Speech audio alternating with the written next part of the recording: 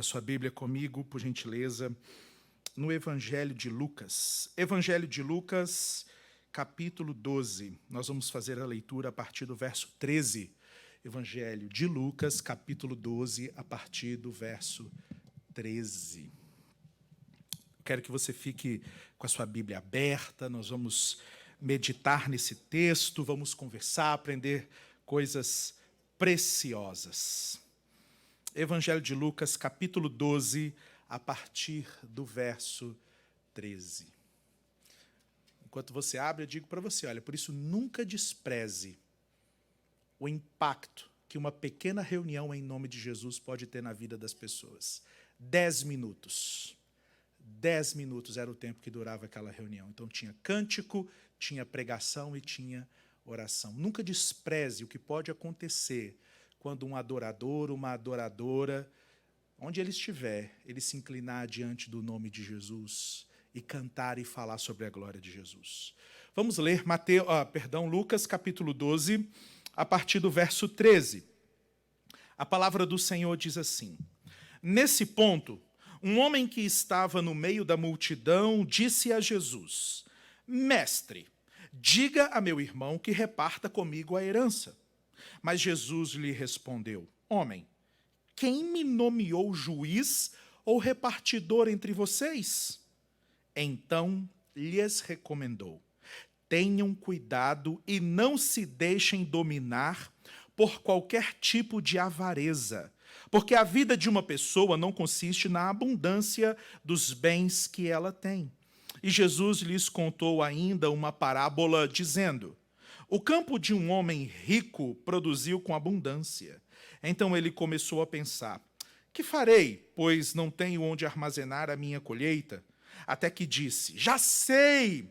Destruirei os meus celeiros, construirei outros maiores, e aí armazenarei todo o meu produto e todos os meus bens. Então direi à minha alma: Você tem em depósito muitos bens para muitos anos. Descanse, coma, beba e aproveite a vida. Mas Deus lhe disse: Louco, essa noite lhe pedirão a sua alma, e o que você tem preparado, para quem será? Assim é o que ajunta tesouros para si mesmo, mas não é rico para com Deus. Amém? Deixa a sua Bíblia aberta. Faça esse compromisso comigo de deixar a sua Bíblia aberta para você acompanhar o meu raciocínio, o raciocínio do texto bíblico. Irmãos, outro dia eu estava me lembrando disso, né? Esse aparelho que a gente tem aqui, que vocês estão vendo aqui, olha, esse aparelho aqui, eu não sei se vocês se lembram, mas antigamente servia para várias coisas, né? O aparelho de TV. Ele tinha várias utilidades. Ele tinha outro formato e ele servia também para várias outras coisas. Ali a nossa mente era formada, a nossa opinião era formada. Diante de um aparelho de TV, a gente tomava decisões, não é mesmo? A gente se entretinha, a gente ficava ansioso para ver qual seria o desfecho, sei lá, daquela novela. Enfim, ali a gente assistia filmes que impactaram a mente, o imaginário, mas tinha uma coisa que esses aparelhos de TV serviam também antigamente. E alguns só que vão lembrar aqui. Antigamente a gente usava esses aparelhos de TV para a gente revelar teste de DNA. Lembra disso?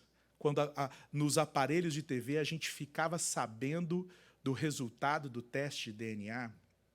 Aqueles programas de televisão, minha gente, em que as pessoas iam lá para o programa de TV, aquele programa de auditório, e vamos fazer o teste de DNA, porque essa mulher está dizendo que essa criança que ela tem aqui é filho ou filha daquele homem, e tinha aquele alvoroço, aquele drama todo, e aí naquele programa, ou naqueles programas de televisão, enfim, e aí o exame de DNA, e às vezes aquilo virava um caos.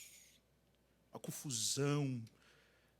Né? Por quê? Porque alguém queria provar e ver se realmente tinha ali um vínculo genético entre aquela criança e o seu suposto pai. É claro que hoje é muito diferente. Hoje o barato na televisão, hoje esse aparelho só serve para assistir seriado, né? Só serve para assistir seriado, mas já serviu para muitas e muitas outras coisas. Teste de DNA. Teste de DNA. Meus irmãos, tem momentos que a gente precisa ver se alguns vínculos que a gente carrega são vínculos legítimos mesmo, genuínos mesmo. Parece meio estranho, mas Deus de vez em quando faz isso com a gente. De vez em quando, Deus, por nosso Pai Celeste, por sua misericórdia, Ele nos submete a esses testes de DNA também. Ele nos submete a processos, provas, para quê? Para desvendar os nossos amores. Por isso eu quero falar com você essa noite sobre esse DNA do coração, que é o processo, que é esse teste, esse caminho que Deus nos coloca tantas vezes para desvendar, para descortinar os nossos amores, aquilo que nós carregamos no nosso coração. E talvez, para você possa soar um pouco estranho isso, Deus revelar e fazer um teste sobre os nossos amores? Deus não sabe aquilo que a gente ama de verdade?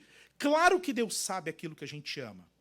Então, nada do que Deus faz para mostrar algo é para mostrar algo para Ele, mas sim para mostrar algo sobre nós para nós mesmos. Isso acontece. Vou te dar um exemplo. Lembre-se de Deuteronômio. Lá em Deuteronômio capítulo 8, o texto bíblico diz assim, Deuteronômio 8:2. Lembrem-se de todo o caminho pelo qual o Senhor, seu Deus, os guiou no deserto durante esses 40 anos para humilhar vocês, para pôr vocês à prova, para saber o que estava no coração de vocês, se vocês guardariam ou não os seus mandamentos. Então, sabe o que a gente está vendo aqui nesse texto? Nós estamos vendo Jesus revelar o que estava no coração de um homem. Por isso eu quero essa noite, meus irmãos, olhar para dentro do coração desse homem e ver como que muitas vezes o nosso coração pode se assemelhar ao coração dele. E descobrir como é que a gente faz para manter o nosso coração, queridos, no lugar certo. Para aplicar o nosso coração naquilo que vai trazer real benefício para a nossa vida. E aí, a gente precisa começar entendendo, meus irmãos, o que está acontecendo aqui. Jesus vem fazendo uma série de discursos, ok? Esse texto que nós lemos começa no verso 13 com a expressão, nesse ponto ou nesse momento, depende da sua versão bíblica. O texto diz então que um homem que estava no meio da multidão falou algo com Jesus. Agora, que multidão é essa? Bom, Jesus, irmãos, vinha falando com as pessoas, ele vinha ensinando. O texto ainda no capítulo 12 de Lucas, fala em capítulo 12, verso 1, a minha tradução diz que milhares de pessoas já estavam seguindo a Jesus, ouvindo os seus ensinamentos. E Jesus está falando muitas coisas. Entretanto, uma fala chama a atenção de Jesus. E esse homem vai falar com Jesus, dizendo, né? O texto diz no verso 13, nesse ponto, um homem que estava no meio da multidão disse a Jesus. O que ele disse a Jesus? Mestre! Uau, que jeito certo, bonito de tratar Jesus, porque Jesus realmente é mestre. Mestre, diga ao meu irmão que reparta comigo a herança. Uau, além de tratar Jesus com as palavras certas, esse homem ainda parece que está trazendo até Jesus uma causa importante. Mestre, diga para o meu irmão repartir comigo a herança. Nós não temos como aprofundar e encontrar grandes detalhes ou nenhum detalhe a respeito dessa história, do que havia acontecido. Mas as palavras do homem para Jesus parecem dar a entender que aquele homem estava enfrentando um problema de família. Mestre, eu estou com uma pendenga, dependendo da sua origem, você vai me entender. Eu estou com um problema com o meu irmão. Ou seja, ele está, na minha opinião, mestre, ele está boicotando ou ele está usurpando um direito meu. Parece que na cabeça desse homem, ele tem um direito, e o direito a uma herança, que por algum motivo está debaixo da posse ou da liderança do outro irmão dele. E agora ele vem até Jesus, o homem certo, se referindo a Jesus com as palavras certas, mestre, e parece que ele está com um problema sério. E um problema, meus irmãos, de família. E não apenas um problema de família, mas parece que ele está sendo injustiçado. E a gente sabe que isso pode acontecer. A gente sabe, gente, que família é um campo fértil para a graça de Deus brotar e a gente viver de maneira tão linda, tão plena. Mas a gente sabe que as nossas famílias têm um problema. Sabe qual que é o problema da sua família? O problema da sua família é que ela é formada por filhos de Adão. Como assim, Nilson? O problema da sua família é que ela é formada por homens e mulheres pecadores, igualzinho a minha família.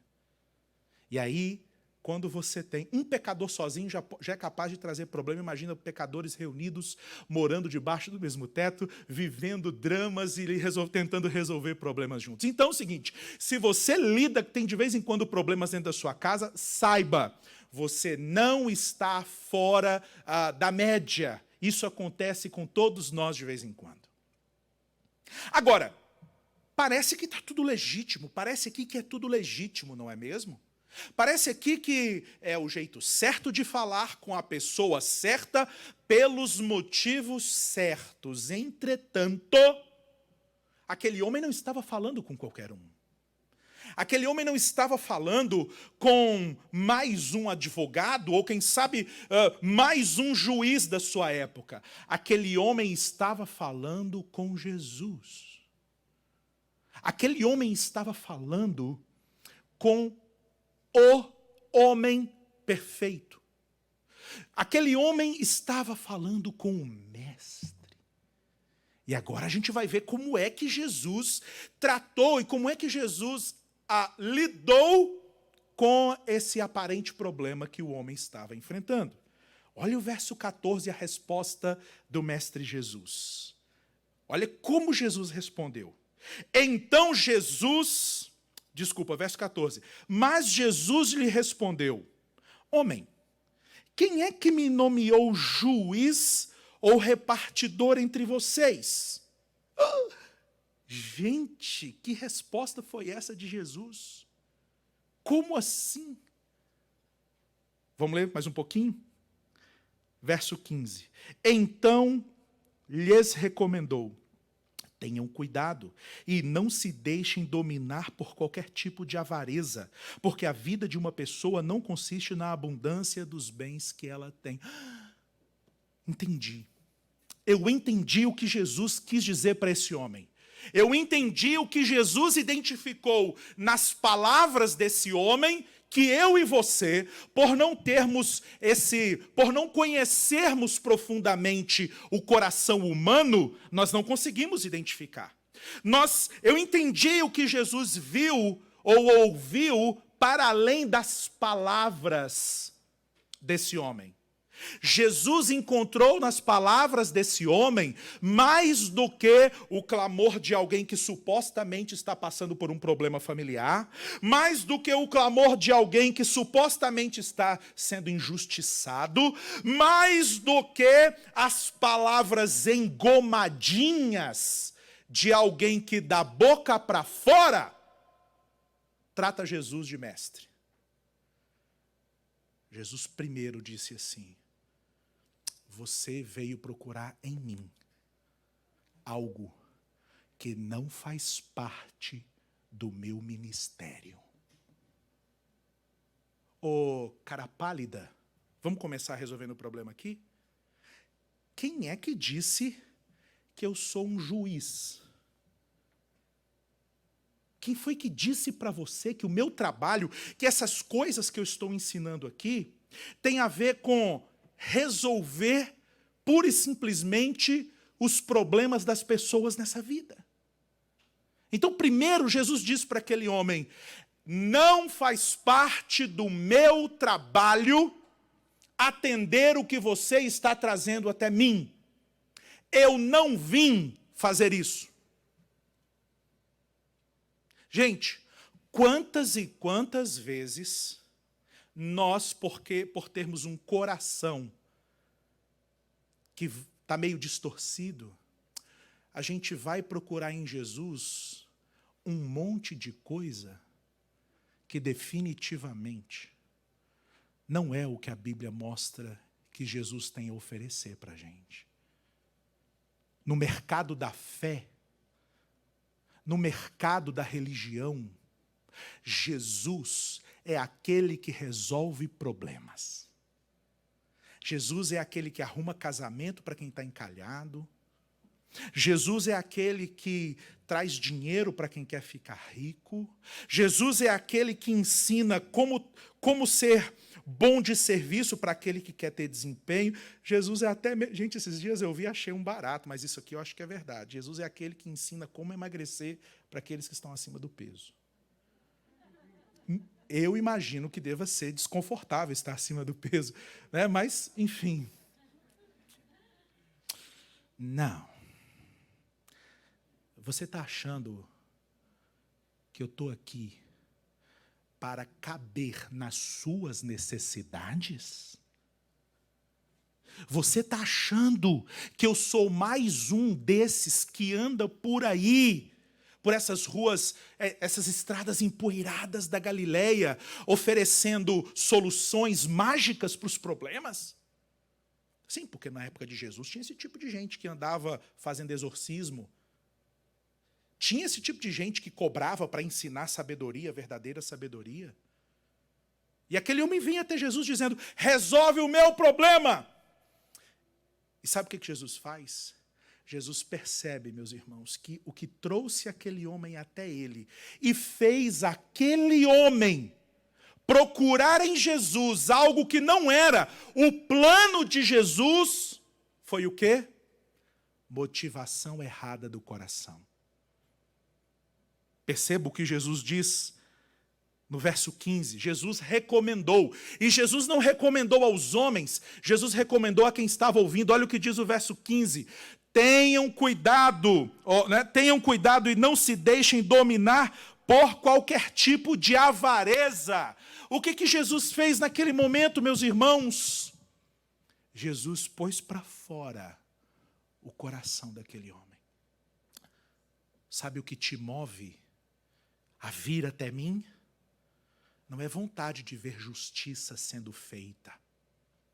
Sabe o que te move vir até mim? Não é vontade de ter paz com teu irmão. Sabe o que faz você vir até mim? Não é o anseio por ver a sua família realmente restaurada. O seu coração. O coração que moveu você até mim, até a minha presença, é um coração impulsionado pela avareza. DNA, desvendando os nossos amores. Sabe, às vezes a gente evita um pouco esse negócio de andar muito perto de Jesus, de falar sobre Jesus, de aprender sobre Jesus. Por quê? Porque esse negócio de se aproximar muito de Jesus vai causar um dano sério nas nossas motivações erradas. Isso é difícil demais. Andar perto de Jesus, se conectar com Ele, e dizer a Ele: Mestre, a minha vida está aqui, e eu derramo a minha vida diante do Senhor. Mostra-me o meu coração. Vai fazer com que eu e você descubramos algumas coisas que estão lá dentro do nosso coração que vão nos incomodar bastante, que vão nos tirar da zona de conforto. Agora, meus irmãos, perceba, não é exatamente isso que nós precisamos tantas vezes. Não é exatamente isso que a nossa família precisa tantas vezes. Que o Senhor Jesus, aliás, que nós nos aproximemos de Jesus, que a gente faça o compromisso de andar com Ele, de imitá-lo. Preste atenção, Linderson, qual é o maior esforço? O que eu, como cristão, preciso me comprometer? E o que pode realmente fazer a diferença na minha vida? Eu vou falar isso na sua cabeça, até você irritar, até que eu me irrite com isso também, até que eu aprenda isso. A única coisa que pode realmente fazer a diferença na minha vida é eu me comprometer em seguir os passos de Jesus, o meu mestre, o meu Senhor. É Jesus. É Ele, é imitá-lo que pode me tornar um marido melhor. É imitar a Cristo que pode me tornar um pai melhor. É imitar a Cristo que pode me tornar um obreiro melhor. É isso. Isso vai fazer a diferença de verdade. Olhar para Jesus, o Evangelho fala disso. Foi por isso que o preço, como nós aprendemos de manhã, que aquele preço terrível foi pago. Não, se você tivesse sido salvo apenas, como se isso fosse pouca coisa, mas não é pouca coisa. Se o único interesse de Jesus na sua vida fosse pagar o preço por você e te levar para o céu, você não estava vivo hoje. Preste atenção. Você tem dono. Você tem dono. Jesus não é o nosso resolvedor de problemas, Ele é o nosso Senhor, e isso faz toda a diferença. Isso faz toda a diferença.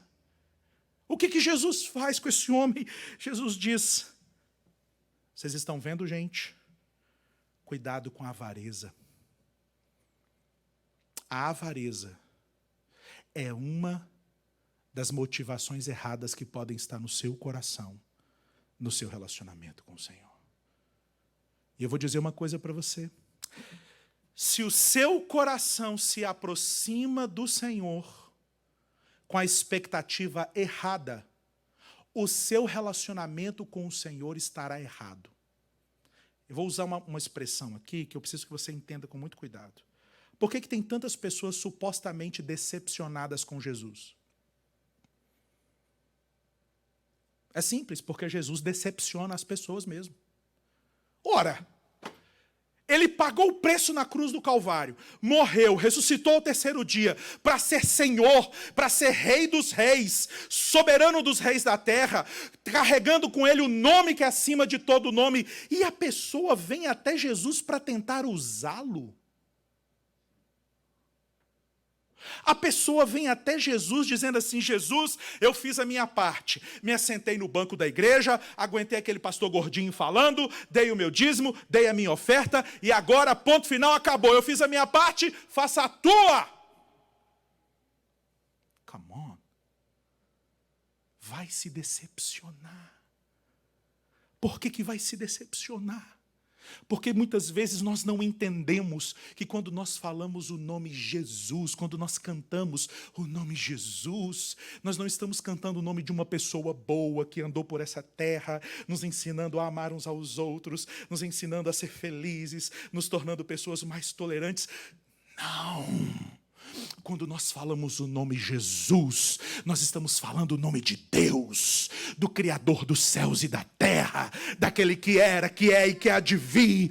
Nós estamos cantando o nome e cantando a glória e a majestade daquele que um dia vai voltar, vai aniquilar os poderes humanos, vai aniquilar os poderes infernais e vai conduzir as nações, e nós reinaremos com com Ele.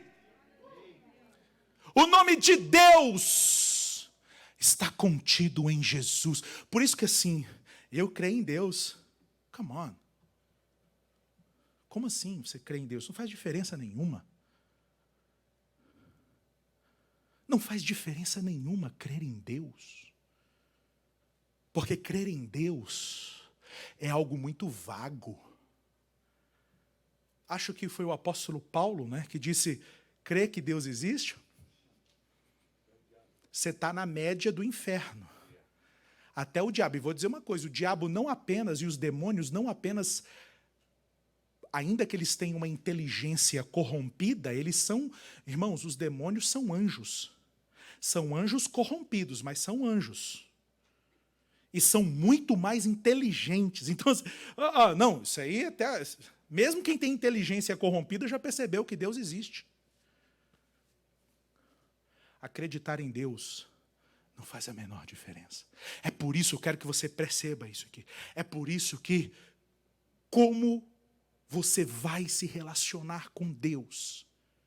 Você vai se relacionar com Deus através de Jesus. Linderson, como saber o que Deus quer que eu faça? É simples, olhe para Jesus. Linderson, como é que eu faço para agradar a Deus? Olhe para Jesus.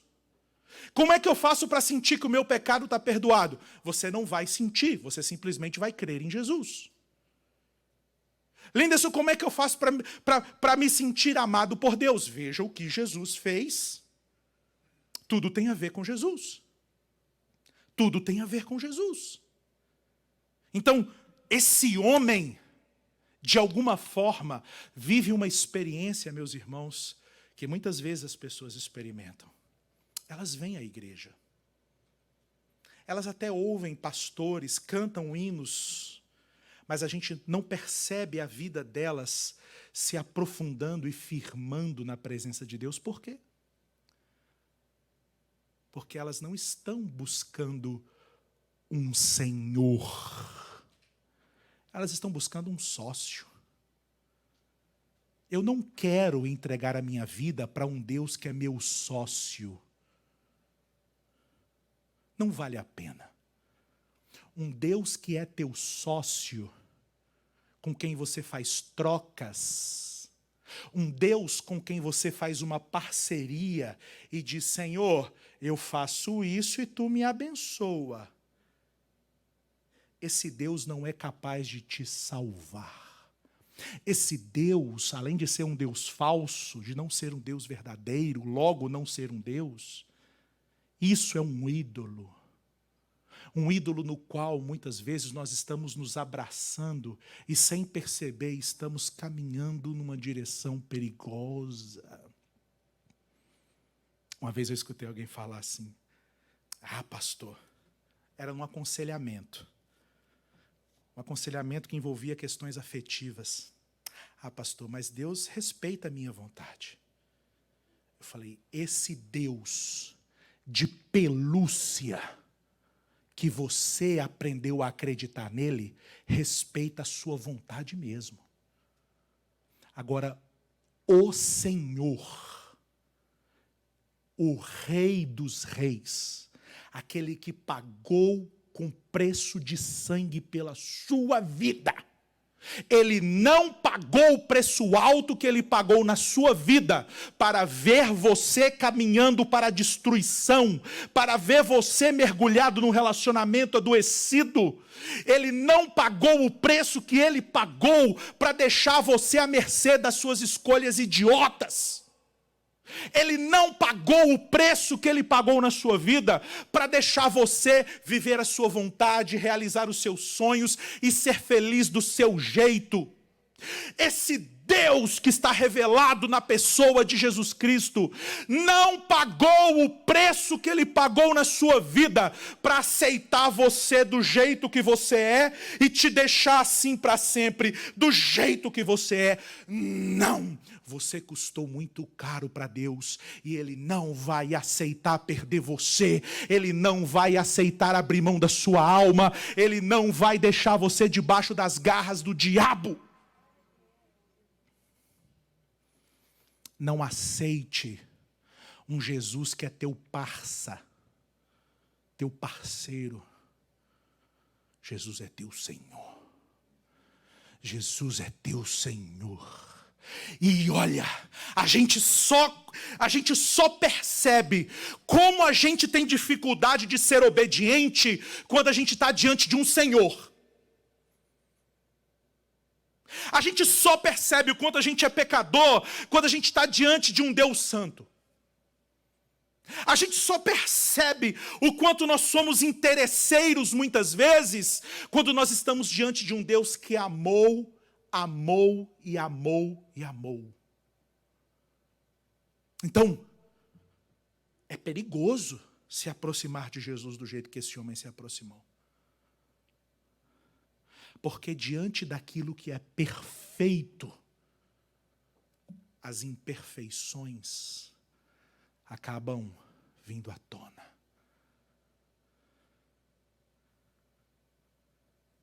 E aí, Jesus está agora diante dessas pessoas, o coração desse homem está ali, nu, diante de todos, e Jesus vai fazer o quê?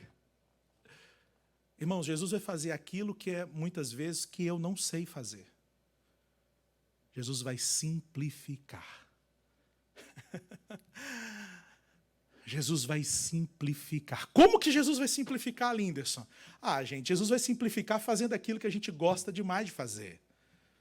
Para que a coisa não fique muito abstrata. Não, porque o Linderson está falando ali dos amores, do senhorio de Deus, do coração no lugar certo.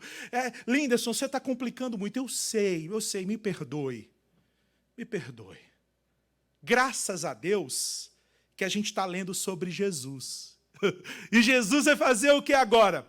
Jesus vai dizer assim, vai desenhar para a gente. Você já ouviu alguém talvez perguntando para você, entendeu ou quer que desenhe? Já escutou alguém perguntando? Sabe o que eu quero dizer com isso, né? Entendeu ou quer que desenhe? Jesus nem pergunta isso. Jesus diz assim, gente, tudo bem, eu vou contar uma história para vocês. E aí Jesus vai contar uma parábola. Por quê? Porque agora tem aquelas pessoas que estão vendo que Jesus se recusou a atender o pedido daquele homem, colocou aquele homem no lugar dele, Jesus se colocou no seu lugar e colocou ainda o coração daquele homem exposto para todo mundo ver. Cuidado, porque esse homem não veio aqui buscando que eu ajude num projeto que não é outro senão um projeto cheio de avareza.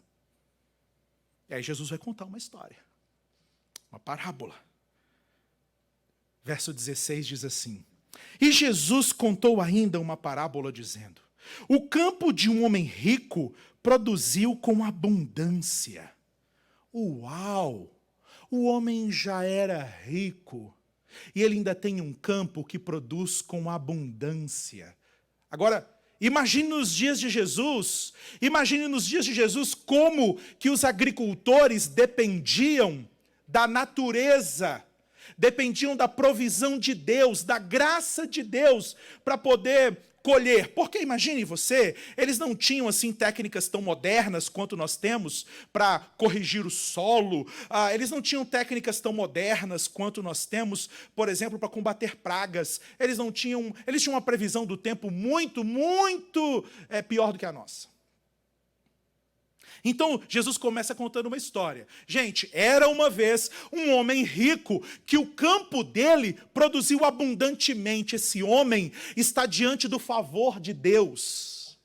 Deus, o Criador dos céus e da terra, meu Pai, agiu com graça na vida desse homem que já era rico e o campo dele produziu com abundância.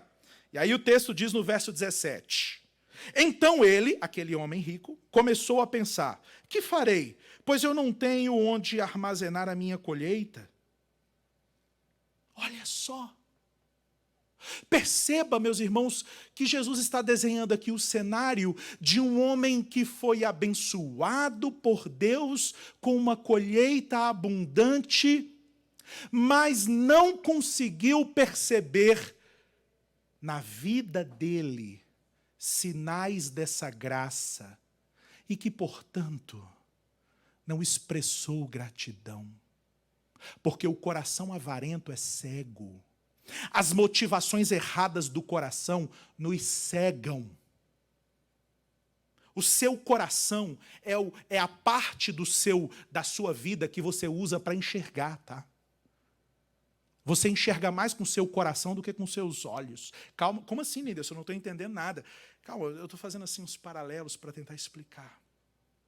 Quando nós estamos diante dos fatos da vida, o que determina mesmo como é que a gente vai interpretar o que está ao nosso redor, não são os nossos olhos físicos, é o nosso coração.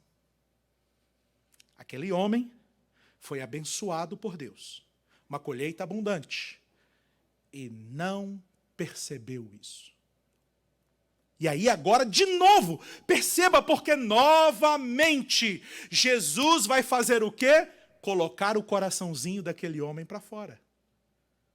Não mais o homem que havia perguntado para ele no início, mas o homem da parábola. Jesus está contando uma história. Aí perceba, então, verso 17. Então ele começou a pensar: que farei? Pois eu não tenho onde armazenar a minha colheita.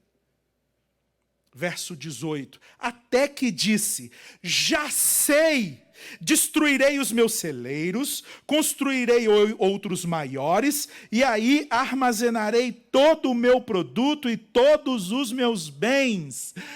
Eu entendi. É o seguinte, eu gosto mesmo de ver as coisas crescendo e aumentando debaixo da minha, digamos assim, da minha cobertura. Eu gosto mesmo de acumular. A graça de Deus está trabalhando agora a meu favor para quê? Para que eu seja cada vez mais dono de uma fortuna cada vez maior. Então é o seguinte, eu tenho espaço para estocar 50. Agora eu preciso de mais espaço para estocar. Então eu vou quebrar os meus celeiros, fazer celeiros maiores, e vou fazer celeiros maiores. Por quê? Porque o coração enganado acha que a graça de Deus está a serviço dos nossos caprichos. A serviço dos nossos caprichos. Porque nós olhamos e dizemos: que coisa boa, que coisa linda. Ai, Senhor, muito obrigado porque o câmbio está tão favorável a mim. Sim, Senhor, que se lixem os meus irmãos que estão padecendo porque recebiam manutenção em dólar no campo missionário. Ah, Senhor, o Senhor é tão bom, o Senhor é tão maravilhoso, cuida tanto de mim. Pouco importam para aquelas igrejas que sustentam obreiros, projetos sociais no campo, e elas têm que converter real em dólar. O Senhor está me abençoando. Que chegue a 10, Senhor, que chegue a 10.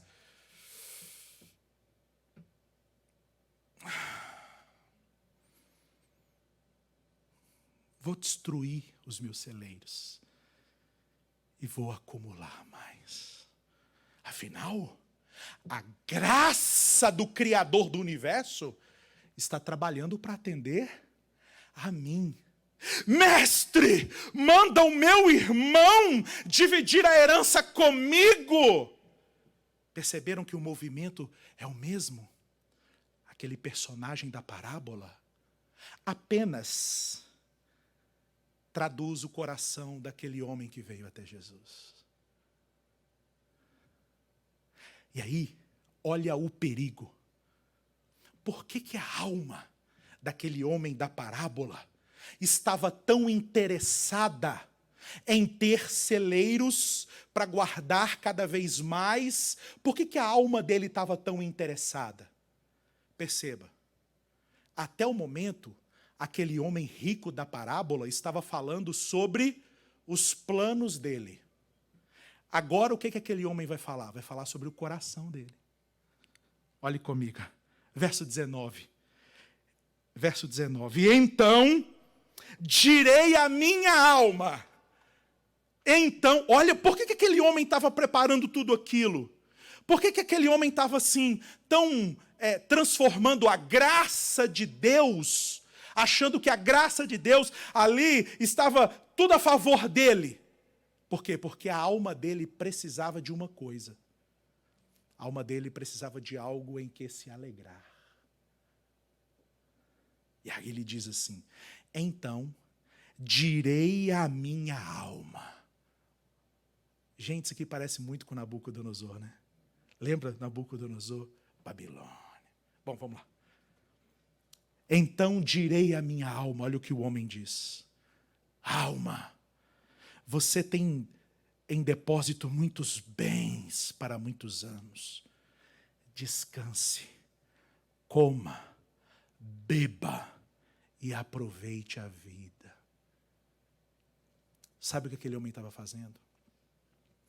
Aquele homem estava entrando, meus irmãos, num ciclo que às vezes a gente entra também, mas que graças a Deus Jesus vem tirar a gente dele.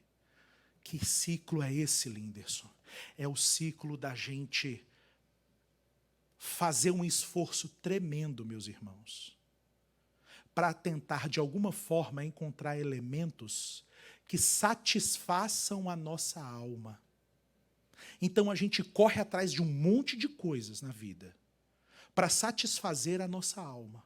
O problema, meus irmãos, é que se Deus permitisse, esse homem entraria num ciclo infinito para tentar acumular bens para satisfazer a alma dele. Por quê? Porque a alma dele é como a minha e a sua. A alma dele é como a minha e a sua. Nós carregamos de nós uma fome infinita, uma sede infinita, uma angústia infinita. Nós carregamos dentro de nós uma carência infinita. Preste atenção. Todo ser humano carrega dentro de si uma ausência, uma carência infinita. Está faltando alguma coisa em cada um de nós. Ponto, está faltando.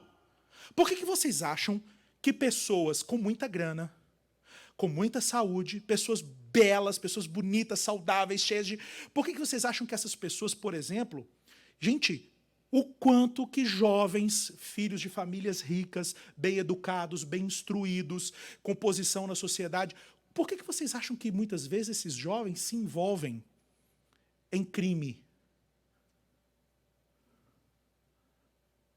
Está cheio de histórias, gente, de jovens que têm tudo e que se envolvem no crime. Por que se envolve no crime? É simples. Porque tem uma sede.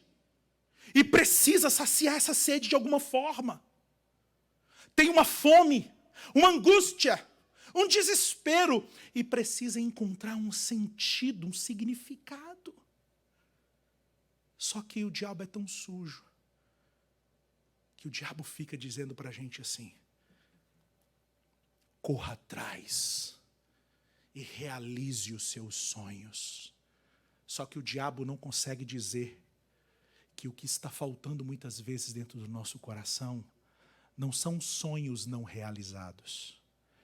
É um senhorio, um governo que aponta para a gente propósito, que aponta para a gente sentido, que aponta para a nossa vida significado.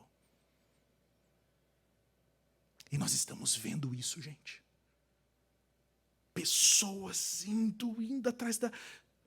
Vou realizar, eu vou realizar, eu vou realizar, eu vou ter mais. Outro dia eu vi um desses camaradas assim que misturam teologia da prosperidade com evangelho, com programação neurolinguística e que ensina pessoas a ficarem milionárias. E que fazem lives 5 e 1 da manhã, dizendo: ó, não, você precisa pegar essa chave, hein? Você precisa pegar esse segredo aqui, eu vou te dar agora uma chave para você aplicar, etc, etc, etc. Virei a chave na minha vida, agora eu não converso mais sobre milhão, agora eu converso sobre bilhão. Então pega essa chave aí, recebe essa sacada aqui.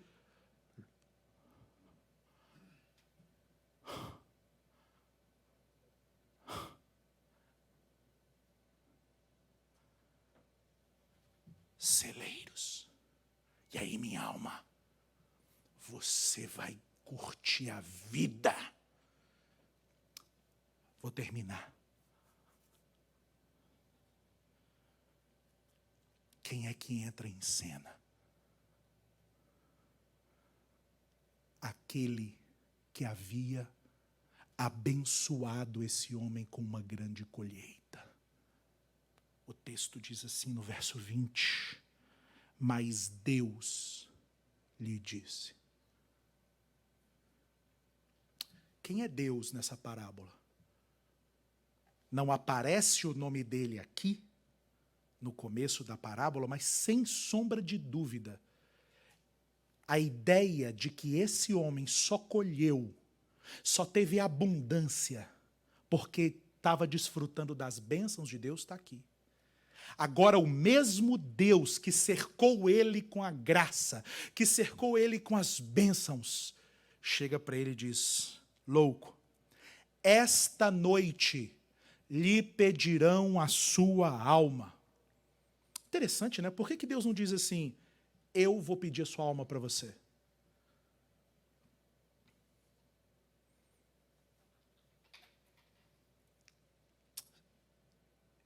Eu opto por olhar aqui para esse texto e na parábola de Jesus, Deus dizendo a esse homem: você não entendeu nada. Sabe por quê?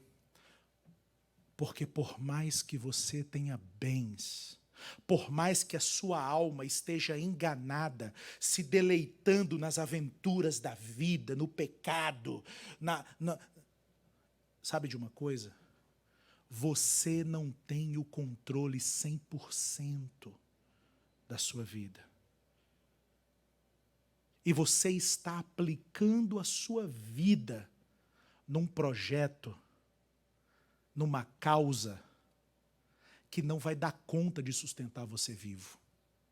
Essa que é a grande questão. Louco, você está trabalhando, você está aplicando o seu coração em algo que não vai sustentar você, que não vai manter você vivo. Gente, quando você pega a sua vida e aplica a sua vida 100% numa coisa que não pode sustentar a sua vida, quando você que é eterno aplica a sua vida numa coisa 100% e apenas pensando em coisas passageiras, o que você está fazendo? Você está desperdiçando vida. Porque sua vida é eterna. E aquilo que é eterno precisa o tempo todo estar relacionado com aquilo que é eterno. Então você faz o seu trabalho, você faz as suas tarefas, mas conectado com Deus. Conectado com o Senhor. Louco. Ainda hoje vão pedir a sua alma, essa alma que você está aplicando num projeto que não pode te satisfazer. O que você tem preparado vai ser desperdiçado. O que Jesus está dizendo aqui no final das contas, através dessa fala de Deus para esse homem, sabe o que é? É que se o seu coração não estiver corretamente motivado, a sua vida estará sendo desperdiçada. Esse é que é o problema. Vida desperdiçada. Quando o coração está errado, a vida é desperdiçada. E aí a grande questão é, Linderson, qual é a correção da rota? Como eu faço para corrigir? Como eu faço, Linderson, para alinhar a minha vida com a vontade de Deus? Porque eu não quero desperdiçar. Linderson, eu estou vendo por todos os lados testemunhos de que a minha vida é passageira. Eu estou vendo, Linderson, por todos os lados, sinais de que eu sou vulnerável.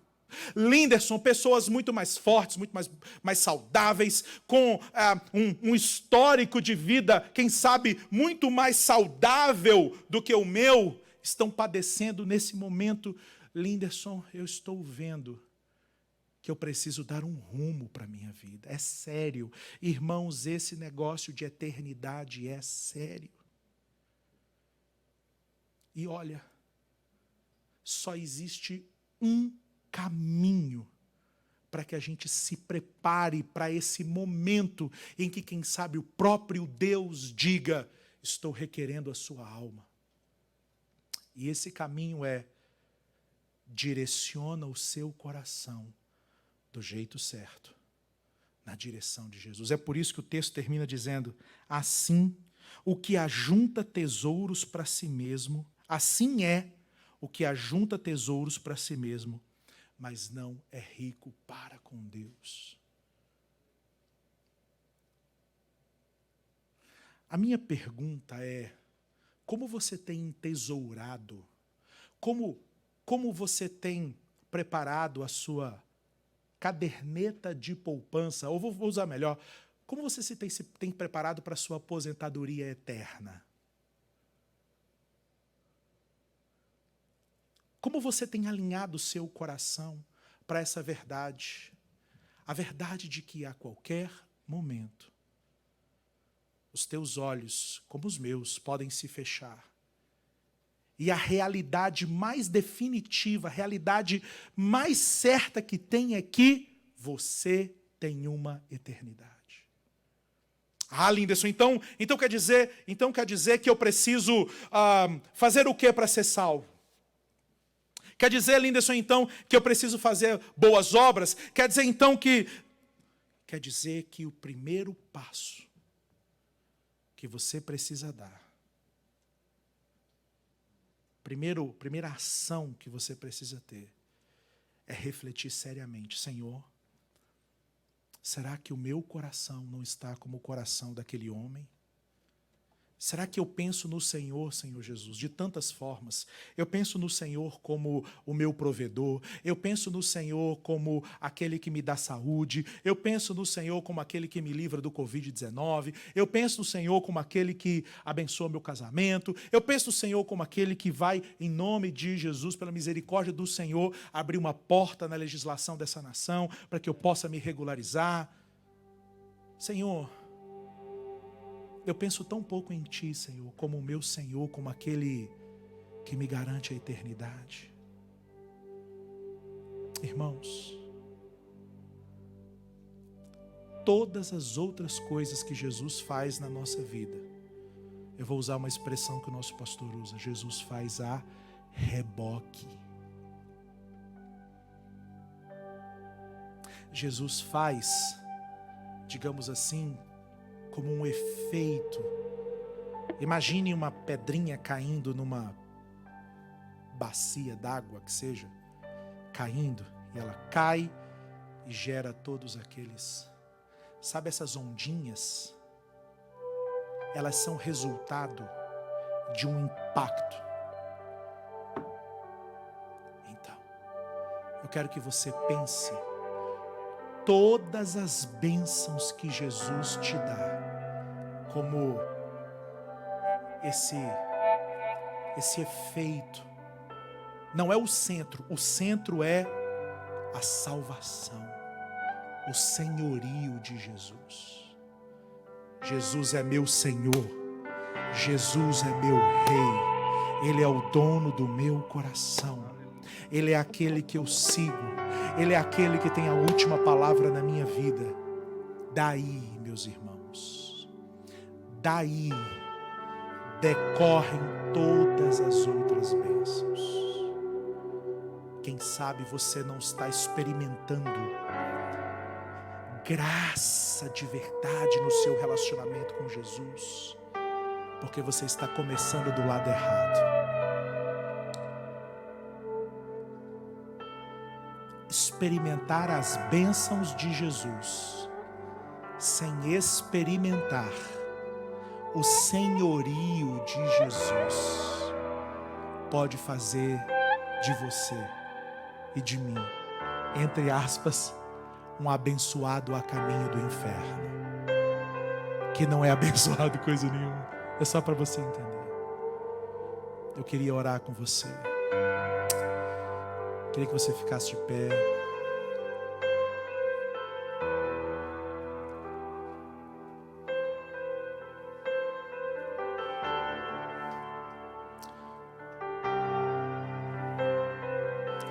Você já entregou sua vida incondicionalmente a Jesus? Você já disse isso a Cristo: Senhor,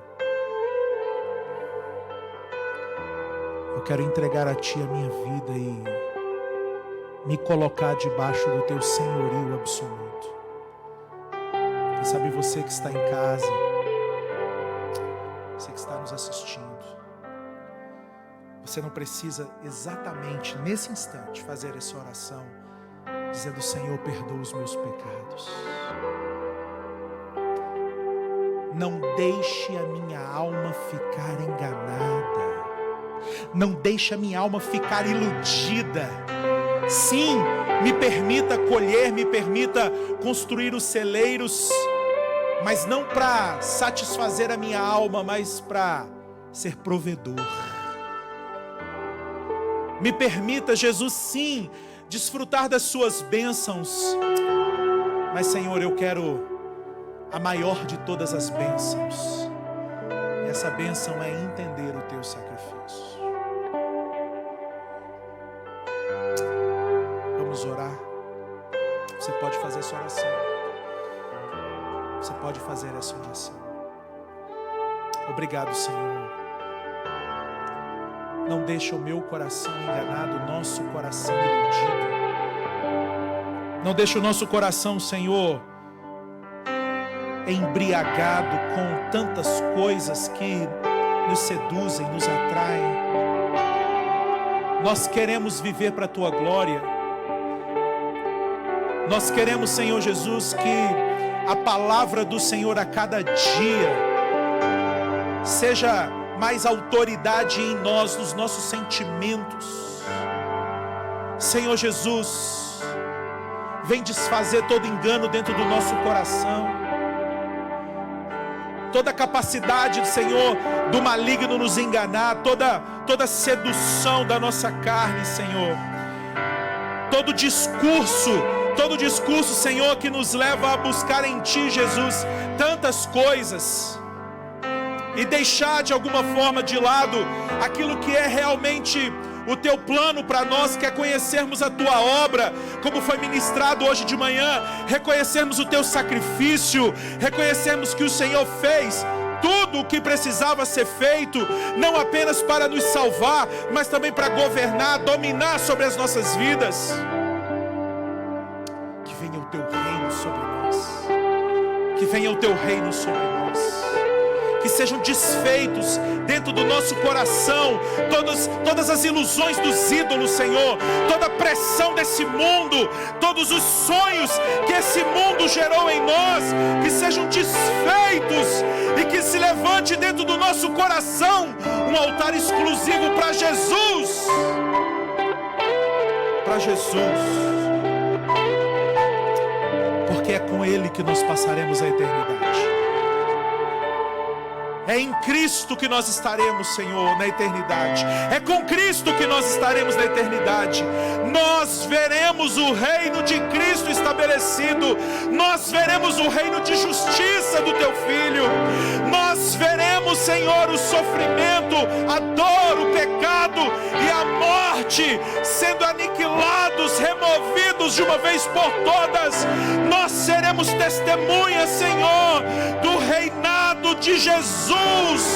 Nós habitaremos com Cristo e nós queremos viver isso, Senhor, os sinais do Teu reino na nossa vida desde já. Nós Te adoramos. Nós Te adoramos, Senhor. Amém.